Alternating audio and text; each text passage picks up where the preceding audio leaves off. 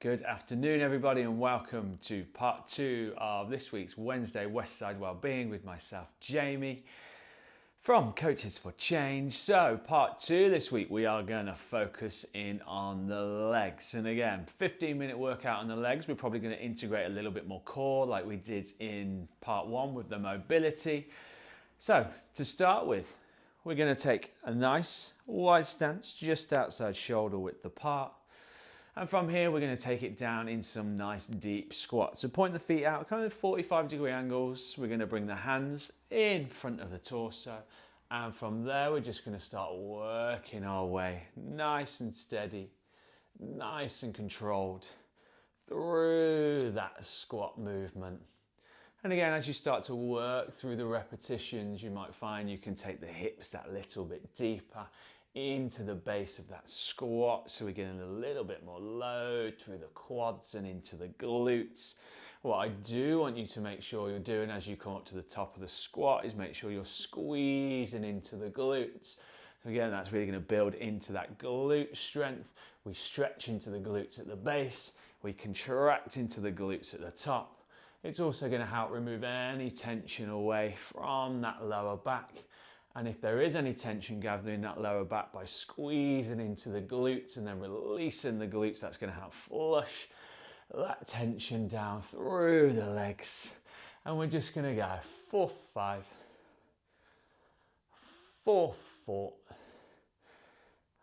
4, 3, 4, 2, and 4, 1. Lovely stuff. Right, nice. Give the legs a little bit of a shake off. Move around the mat or the floor, wherever you're doing your exercise today.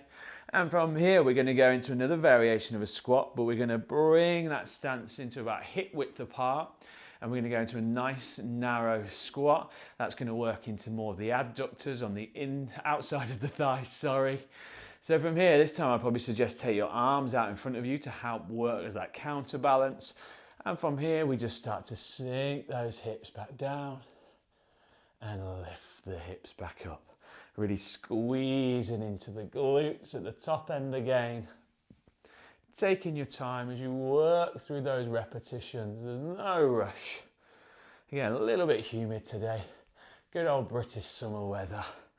Nice, your work, everyone nice and steady, nice and controlled. So this is going to put a little bit more emphasis into the glutes here as well. And just shift the emphasis from the inside and the top of the quads more into the outside, working into the adductors.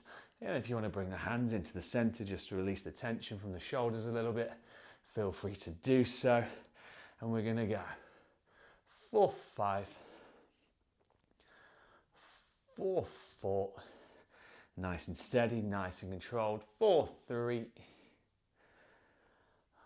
4, 2, and 4, 1. Lovely stuff, everyone. Nice. Give the arms a little swing. Again, feel free to work and walk around the mat for a moment. Take a little bit of water on board if you wish to.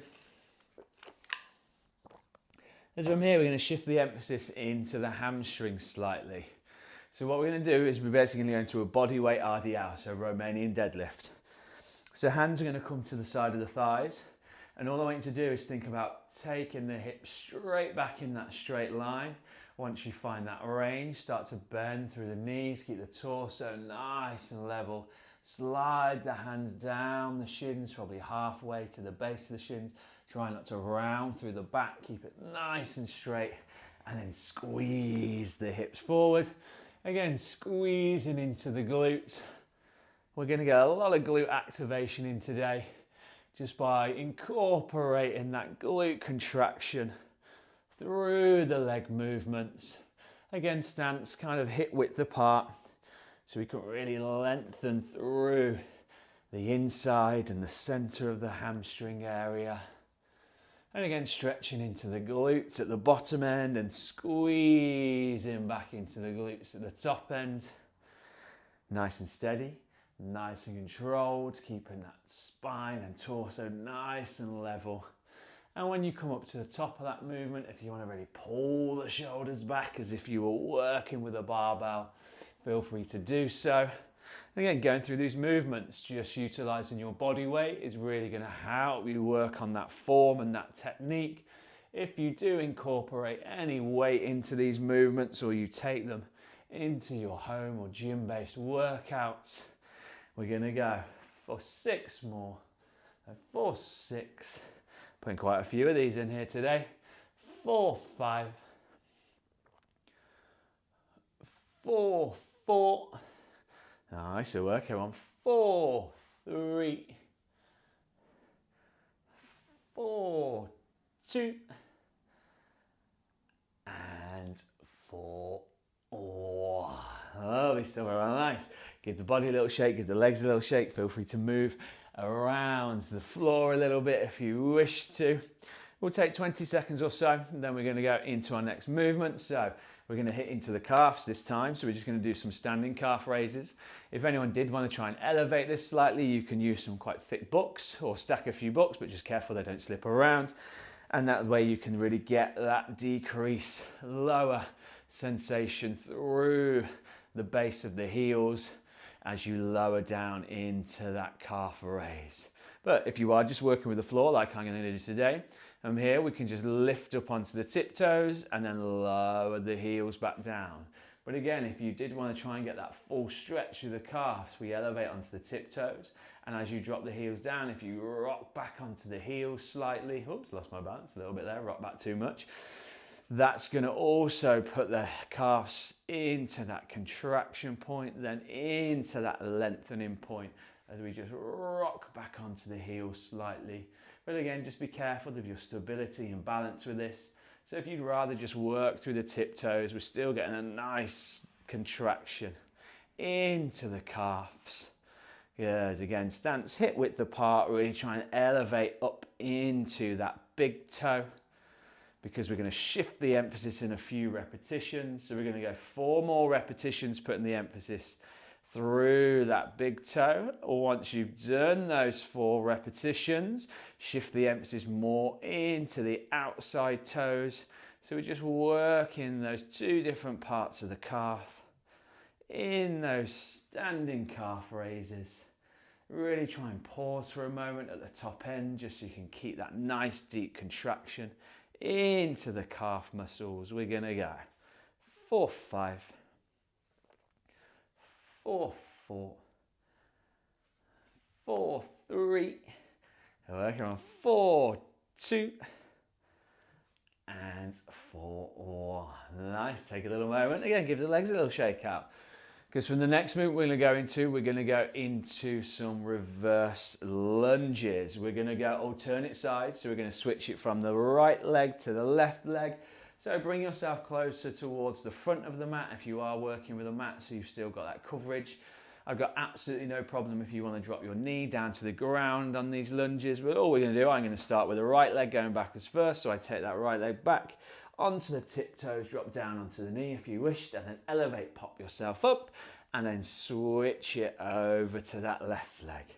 Again, nice and steady, nice and controlled. Find a rhythm, find a tempo that works for you. We're going to be staying in these lunges for a few moments. And again, just by going alternate lunges and working backwards into that lunge, really puts a lot of emphasis into the quads, more than the hamstrings. We will do some forward facing lunges, which shifts the emphasis more into those hamstrings. But lunges are fantastic because they really do hit every muscle group within the legs. And just depending on how you go about that lunge or lunges, it's just going to shift the emphasis slightly from one larger muscle group into the other. So we're just continuously working through that rhythm. We're going to go for 6 more. 4, 6, 4, 5,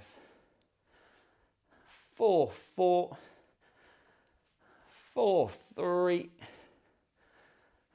4, 2, and 4, 1. Nice work. Everyone give those legs a little bit of a shake off. Before we do take it into our forward facing lunges though, we're going to add in a little bit of standing core movement. So we're going to go into those knee drives. So we're going to take the hands, and what we do is drive one knee in, place it back down, drive the other knee in, place it back down. So again, really working through the legs here, especially the hamstrings and the glutes, but this is really going to start to give us some activation into the base of the core, so more into those transverse abdominals. Using the hand to help drive the knee in. One, it's going to help you make sure you're driving that knee just above that hip line, but also by making that contact through the knee and the hand is going to mean the base of that core is going to have to lock in that little bit deeper to get that contraction, to control the force that you're creating through your own body. We're going to go 4, 6, 5, 4, 4, 3, 4, 2, and 4, 1. Nice, good work. Everyone take a little moment. It's getting a little bit warm in here. So we're going to keep it into that standing core stuff from here. So we're going to take it in, do some oblique leans. I'm not going to put too much twisting in here, or no twisting in this part of the session. What we're going to do is just slide one hand down the thigh, back into the center, reset, and then slide it down to the side. Nice and steady, nice and controlled. Again, really thinking about trying to fold into that rib cage. So really working into those oblique muscles.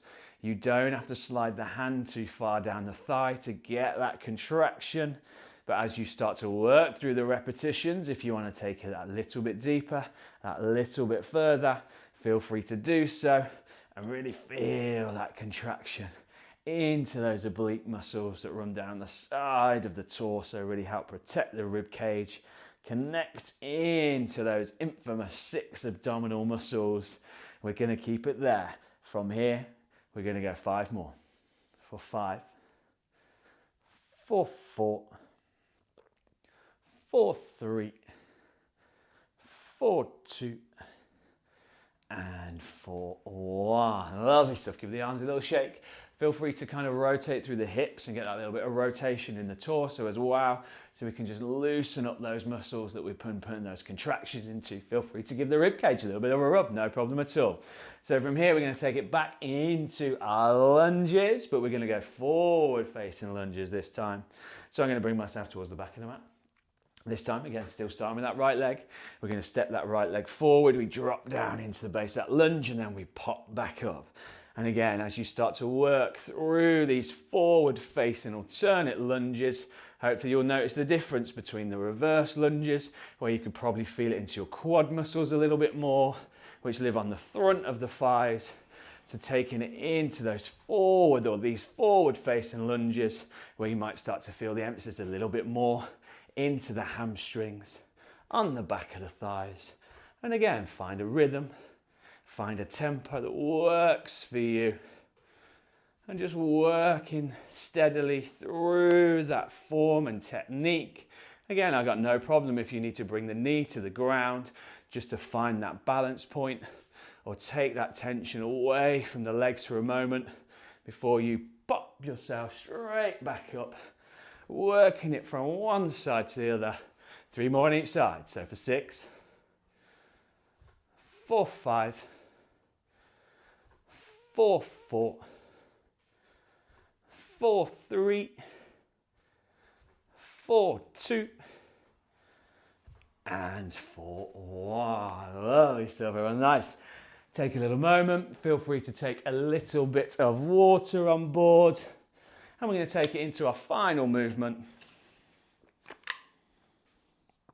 So what we're going to go into here is we're going to go back into a squat. Stance is going to come about shoulder width apart this time, and we're going to go into some squat pulses. So we're going to come down into the base of the squat, and you're going to pulse for 3, 2, 1, elevate all the way back up. Take it back down into the base of that squat and pulse for 3, 2, 1, elevate back up, squeeze into the glutes. We're back down for 3, 2, 1, and elevate, squeeze into the glutes.